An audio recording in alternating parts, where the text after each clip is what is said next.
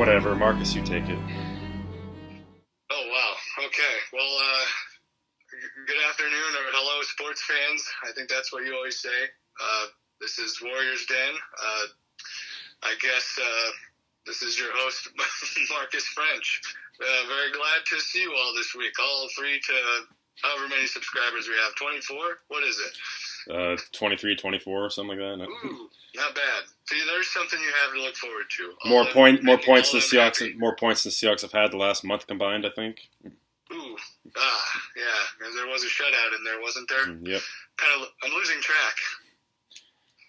Yeah, welcome to my world. I don't know. I got nothing. I don't know what you want me to say. It is what it is, right? Yeah, that's the saying I love to hate, and I will tell you this: I know exactly how it feels to have a team that's disappointing you, and I don't wish it upon my worst enemy, even though I don't like the Seahawks. Yeah, I mean, hey, I knew what it felt like back in 08 and 09. I didn't really want to feel that again, but here we are. It's been a long time. You've had a long run, that's for sure. I mean, not saying that you couldn't somehow end with a winning record and be a miracle. Okay. I said it would be a miracle, but I'm just saying it's looking like... we still have to play. We still have to play the rest of the division, so we have 8 losses already. So yeah, that's out the window. I'm just trying to keep a glimmer of hope in your eye. That's all. It's better to just crush it all and burn it all down than to have a glimmer of hope. Well, there's always the Mariners. Yes. Well, who's the Mariners? There's no what's baseball? Oh, you're right. I don't think there is any baseball right now. You're right. That's non-existent. All the players have just their avatars all blacked out right now. So. I don't know what MLB is. I don't know what this MLB or Mariners you speak of is. It doesn't exist. What a buzzkill, though, if we're just going off topic a little bit, to the Mariners signing Robbie Ray and now I'm having and trading for Adam Frazier, and then boom, work stoppage. And being told that we're close to getting Chris Bryant or Trevor Story or even possibly Carlos Correa and Suzuki also, and then now we have to wait. Hopefully, just 2 months or so, but who knows. That still is awful, though. Yes, it is, but hopefully this helps get Manfred booted out. So he's been literally one of the worst commissioners I've ever known in any sport. So I don't understand. That says a lot. Yeah. Well, yeah. All right. Well, back on topic to a league that currently exists. You went 5-2 last week, bringing yourself to 29-28. So congratulations, you have won the season. I'll be buying your shirts tonight. I went 2-5 again, putting me down to just an incredible 24-33. So still have more wins than the Seahawks have had points the last month or so. But yeah, I'm pretty much toast. So like I said, I'll buy your shirts tonight. You won the bet. Congratulations. No, I'm not going to fall for that. Congratulations on your victory. There's you're going to come back and get me. I just know you will. Right. We'll see how that goes. But that would be a Christmas miracle, as we will say. One game over is not anything to write home about either right now. I'll just say that. You're trending the right way, unlike me. So that is true. All right. I don't really have any news to share. I mean, I just recently saw that Antonio Brown, got popped for that 3-game suspension for the fake vaccination card and all that stuff. So, do with that what you will. Yeah, just more stuff, more crazy vaccine stories, that's for sure. I wonder if he'll show his foot at his press conference. I wonder if his toe is booming. I think if you know the story, Rex Ryan might have really loved that video. Oh, jeez. Anyways, on to fantasy football now. Marcus, hey, you're still alive. I mean, you're 5-7. You have to win out, which would include beating me next week in the final week. But hey, you're still alive at 5-7. Still have a chance to get that 5 seed and get in that playing game. Myself, although. I totally wanted to win this past week. I, totally wanted to beat my fiance and totally, didn't want to help her try and stay in the playoff hunt. I went 9-3. I won, so I'm 9-3. I won by Cooper Kupp getting 5 yards on the last play. So I'm totally excited that I won. I wanted to win that game. Oh yeah. I'm sure it's you had to walk on eggshells after that one. Would be my guess. Eggshells, yeah, that's an understatement. But yeah, so I've pretty much clinched number 1 seed probably. So the rest of you are just fighting for that 5 and 4 seed right now. Yep, I'm hanging on by the smallest of threads at the moment. Yeah, unfortunately, I guess the way you look at it, unfortunately, you will not have the highest chance at the lotto pick for the number one pick next year. Ooh, yeah, that is too bad because that's pretty much all I was looking forward to, but I guess not. Hey, you could get McCaffrey again next year, right? Oh, pass. Man, it sucks though. I feel like it is what it is. Right, it is what it is. Yeah.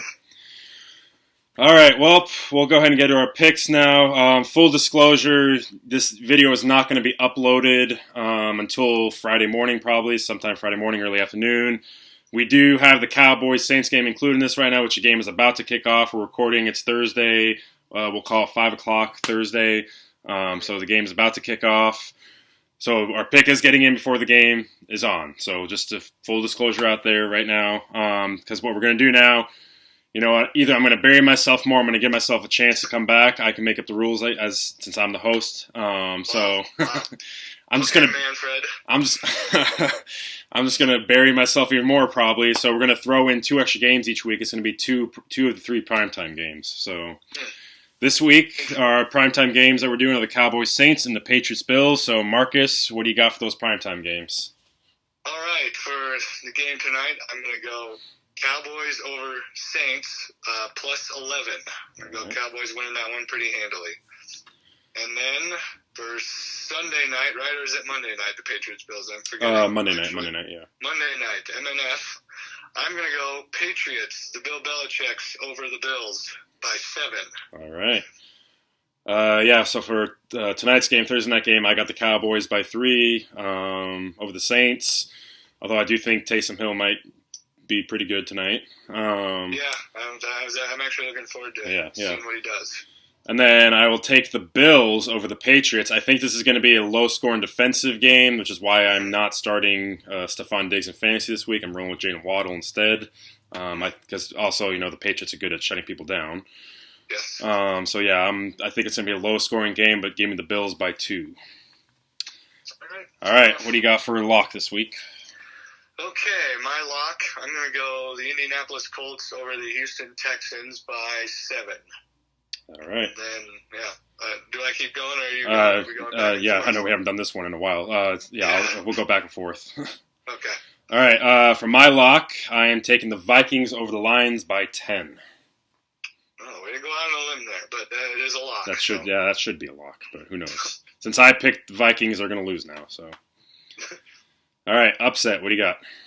Upset, I'm going to go the Fighting Taylor Heineke's Washington football team over the Las Vegas Raiders by 3. Or if you're Terry Bradshaw, the Taylor Heinekens.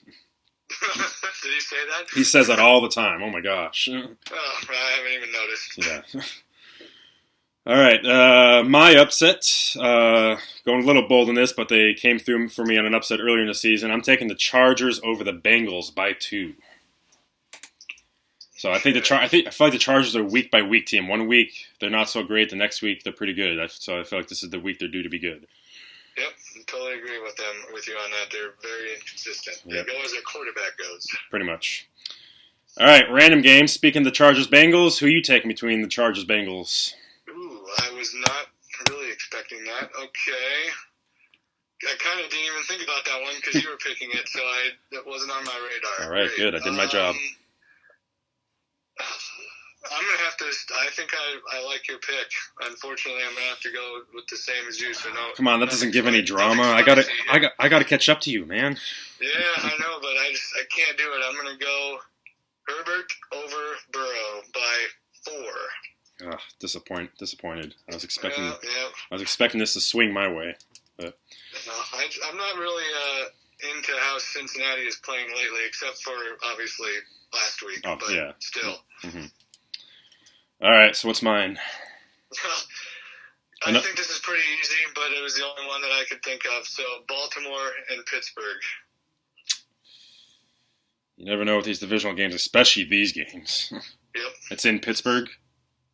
Honestly, I forgot to. I don't know where I'm not sure. And we don't know if TJ Watt is going to be playing or not, do we? No, and Ben Roethlisberger is playing like crap. So it's just at all points leading to a very bad pick by me for you. But let's see what happens. Yeah, I know, but like with these games, divisional games, but these games especially, Baltimore, Pittsburgh, these games are a different level of. You never know. Yeah. Oh man, you know what? I'm already deep in the water as it is. I'm just gonna take Pittsburgh. Ooh. I'm gonna be bold, so we can call it a double upset, I guess. I'm taking Pittsburgh.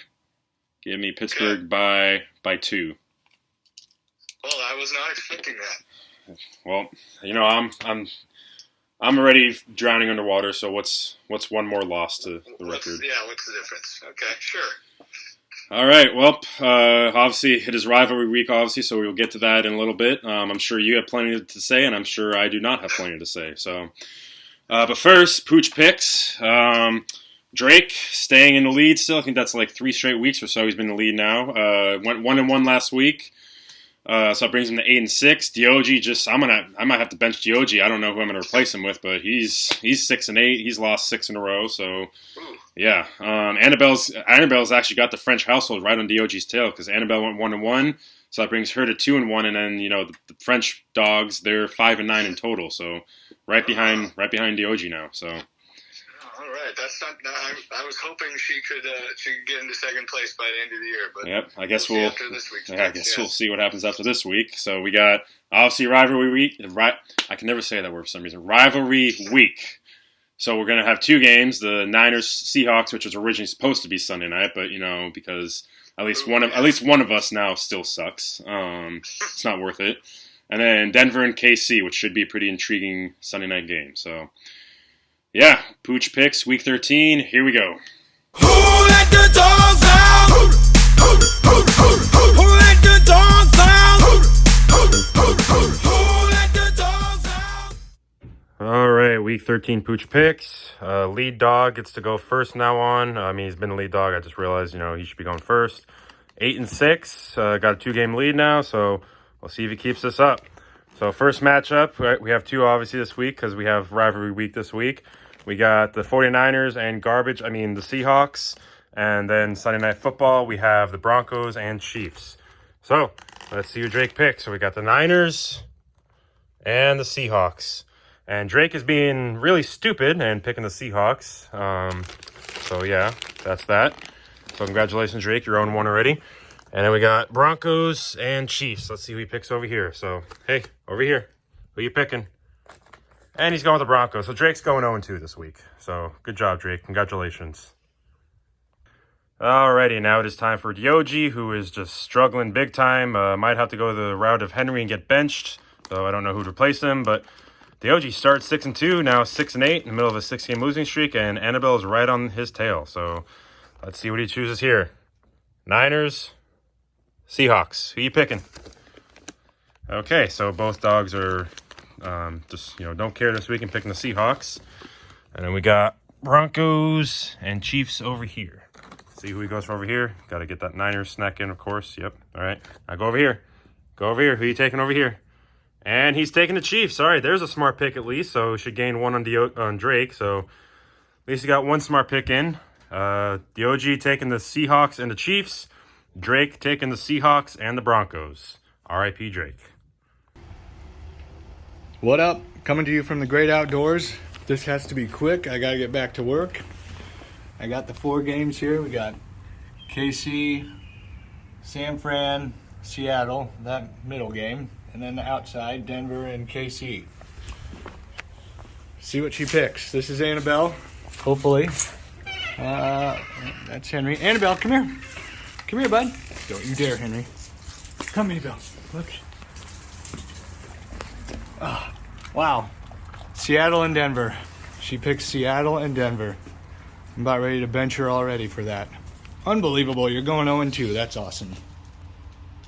All right, and we are back. And I don't know what our dogs are on this week, but they're all picking Seattle. And then you have Drake and Annabelle picking Seattle and Denver. So, yeah, that's really interesting. I don't know if they're trying to tell me something or what, but that would be very, it would be catastrophic for the 49ers playoff chances, that's for sure. Yeah, definitely. And I feel like this is the second or third straight week. I feel like every week Henry has still been in there trying to get in. Like he seems to really be disappointed that he's not picking anymore. He's definitely not happy that he was benched. I'm gonna keep seeing how he acts during this, because if he wants to get back in on this next year, he needs to show me he wants it. So We'll see about what happens next year, but he is definitely not totally out of it yet. So basically, he's your He'd be my emergency quarterback or something. But he's the Dante Pettis to your Kyle Shanahan. There we go. He's in the doghouse right now for sure. But literally and metaphorically. Yes. All right, so we'll see what happens this week. The OG, the only one with a difference, since he's picking Seattle and Kansas City, so he's probably the only one who's going to get a win. So we'll see. Yes, we will. All right, Marcus. Well, go ahead and talk about your 49ers, who la-di-da are back in the playoff race. Yeah, that was a heck of a win last week. I was very nervous going into it. The Vikings are a better team than their record, so 34-26 victory over the Vikings it helps when the quarterback on the opposing team lines up under the guard. I honestly had no idea that happened in game, and then I saw a meme of it after the game, and I was like, I cannot even believe that could happen. I've never seen that before in my life. But only Kirk Cousins. Yeah, Kirk Cousins. Well, yeah, I won't have a whole lot to say about that last game, other than it just we played pretty well. Pretty much all facets of the game except for special teams. Special teams was kind of atrocious, but everybody else played well enough to win. We did lose Deebo Samuel and Fred Warner for a week. They're not playing this week. Like that matters. Yeah, they should. Yeah, you never know. But they should be back for the Cincinnati game next week or in a week and a half. But yeah, Eli Mitchell was huge in that game, as was Brandon Ayuk. He's been pretty good lately, so he's going to have to pick up the slack majorly in this upcoming game, that's for sure. You're really doing no analysis whatsoever. Is that what I'm hearing? Are you done? Are you done with the Niners side? I'm done with the got any game, got any keys? Game, yeah. Got any keys? Well, I guess if you want me to talk a little bit about the rivalry game coming up, which is how this all started, I will say. Well, first of all, without Fred Warner, our captain on defense, Azeez Al-Shaair is going to have to come up big at middle linebacker, which he did when Fred left the game against the Vikings. I believe he had a pick shortly after Fred left the game. And he's kind of one of my unsung heroes on this team this year. He was really bad 2 years ago. He was pretty bad last year. And this year he's been, in my opinion, he's been Pro Bowl level, but I'm sure he won't get the recognition. But he's been one of our better players on defense. And just besides that, Brandon Ayuk and George Kittle are just going to have huge games without Deebo. They're going to have to pick up the slack.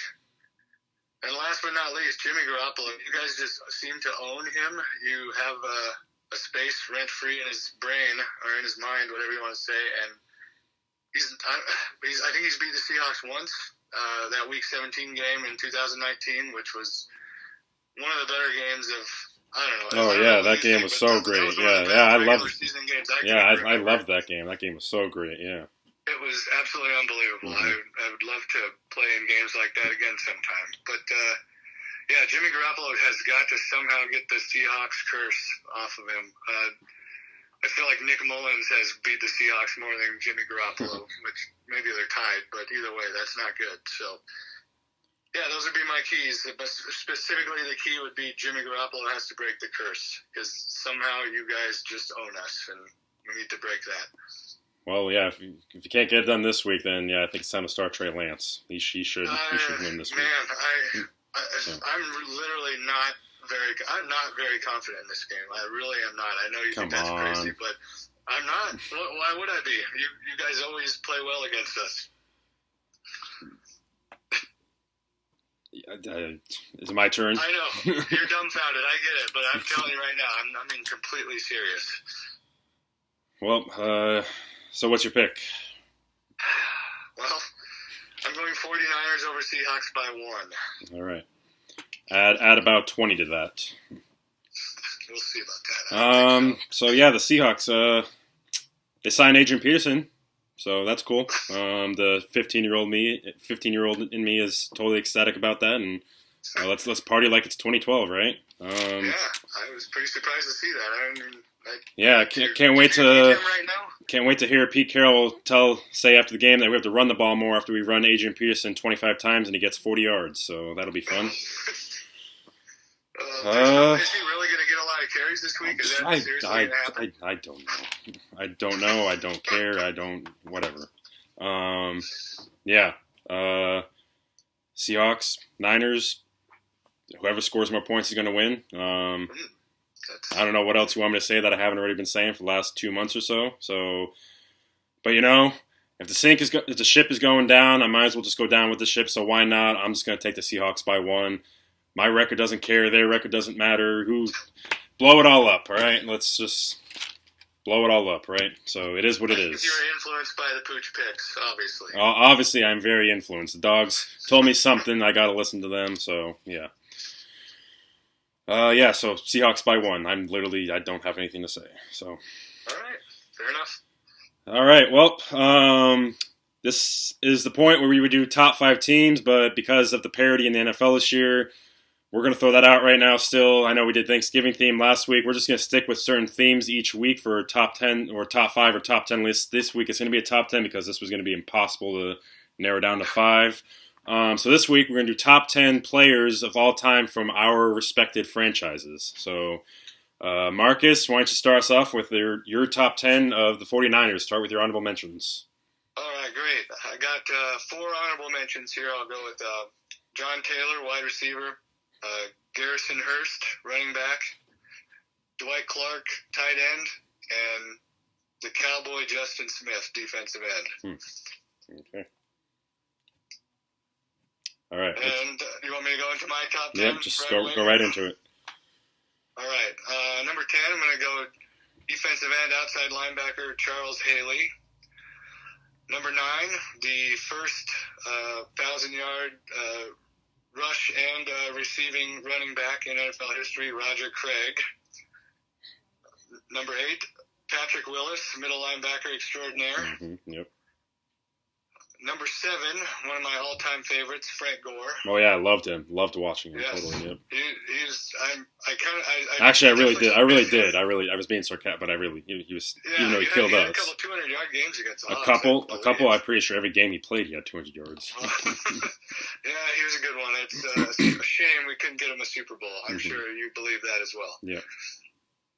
Number 6, defensive tackle Bryant Young. He's also a top 5 favorite of mine. He actually played. He broke his leg once and had to play with a titanium rod. The bone grew around the titanium rod they put in to help heal, and he played the rest of his career with a titanium rod in his leg, and before they removed it. Yeah. Number 5, I'm going to go Terrell Owens. Maybe a little bit of an upset there. Mm-hmm. All right. Number 4, Ronnie Lott. Oh, there's. Uh-oh. Dogs didn't like that one. No, they must not like Ronnie Lott at all. The wife is coming home, so I think that we might. You know what? We'll just push on through it. Okay, all right. Number 3. Hey, Annabelle. Hey. Number 3, Steve Young. Number 2, Joe Montana. And number 1, the GOAT, Jerry Rice. Of course, it'd be highly questionable if you didn't put him number 1. Yes, I agree. I could put Jerry Rice number 1 for the Seahawks too.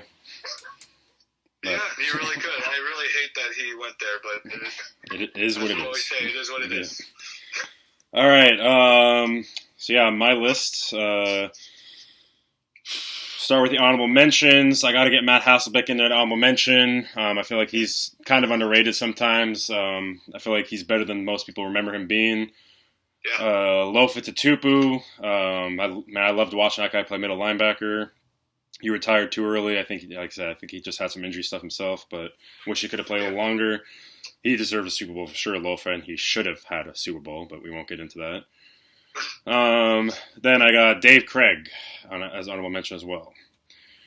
All right, number 10. So this list. So I just want to put a disclaimer. This list, it's going to be a lot mixed in of guys from this last decade. I just want to make sure, no, I'm not a bandwagon 12 since 12, but you got to understand how many amazing players there were on the Seahawks over this last decade. So. Oh yeah, I totally believe you. And I mean, I only put in players that I've really watched play or really knew about. I'm sure I'm forgetting people, but these are our top tens. You can't argue them. That's the rules. So number 10, I got Doug Baldwin, good old Dougie Fresh, man. I miss watching that guy play. I wish he didn't have to retire early. He was one heck of a receiver and a leader. Number 9, Richard Sherman, gave us obviously the best play in Seattle history. I know you love that play too, Marcus. Oh, yeah. I remember driving home from the bar after it happened and just the pit feeling in my stomach that how close we were and how he just ripped it away from me. Yes. I don't know what you're talking about. It was a great feeling. I'll bet. Then we got number 8, the original enforcer, Kenny Easley, the original hard hitter for the Seahawks. Number 7, we got, you could say, Enforcer 2.0, Cam Chancellor, another one that unfortunately had to retire early due to injuries, who, I hope one day actually come back and get on this coaching staff and maybe even possibly be the head coach of the Seahawks one day. Number 6, Cortez Kennedy, rest in peace. Tez, man, he was a monster on the line. Number 5, Walter Jones. Can't have a Seahawks top 10 list without Walter Jones on there, of course. That would be criminal.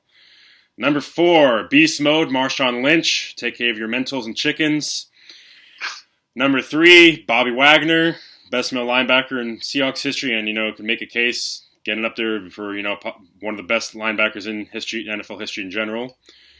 Number 2, number 1. This was tough for me. It could be interchangeable, but I'm also looking at trajectory.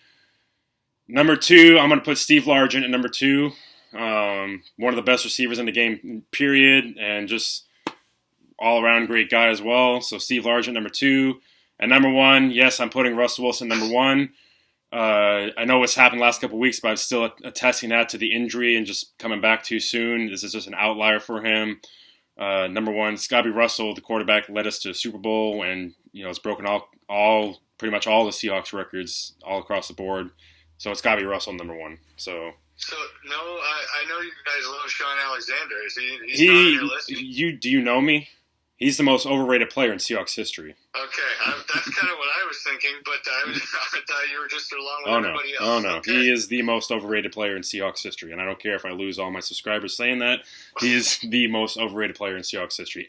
Anyone could have gone at least 1,000 yards behind that offensive line. So yeah, I actually think you're correct. Yeah. So, wow, you gained a little bit maybe you do know what you're talking about. Judging by my picks record, I probably don't, but let's just say I do. All right, yeah, so there we go. So, yep. Anything else you want to add in before we head out? Oh man. Well, Nebraska basketball just lost a 4 overtime game last night, so that was awesome. Brutal. Other than that, I don't really have anything. All right. Huskies got a new coach, DeBoer, whatever, however you pronounce it. So I'm actually really excited about this. This feels like it could be a Chris Pearson 2.0. So coming over from, was he an offensive coordinator somewhere? Is that he was an offensive coordinator. He's coming from Fresno State, and Jake Hayner might be following him. Oh, the quarterback. So, okay, yeah. Good. So not bad. I am definitely looking forward to this hiring. So to all the Cougar fans out there, Sam Heward, I heard it from you for months. I still think Heward should be the guy. I don't know if Hayner will come out, but I still think Heward should be the guy. Yes, but we'll see. It's a matter of then familiarity with the offense as well, and if we feel like we could get back to winning right away next year, which I feel like we could, but we'll see. But again, to all you Coug fans out there, I hope you enjoy your One Apple Cup this year. So, yeah. On that note, I guess that's all we have for this week. We'll see if we're back next week. If and when the Seahawks lose this week, I might just go. I don't know where to find a ravine, but I'll do it. Right, Marcus? Yes. There will be a few people that know what we're talking about there. That's for sure. Yeah. All right. But yeah. So there we have it. Week 13 coming up. We're in December now, so we're getting near the end of the season. Thank God. So. I'm not thanking anything for that. That's depressing to me. Well, I guess it depends on your perspective this season. So. It's true. All right. Well, thanks. Hope you enjoyed the video. Thanks for watching. Be sure to subscribe, leave a like, follow me on Twitter, and go Hawks or whatever.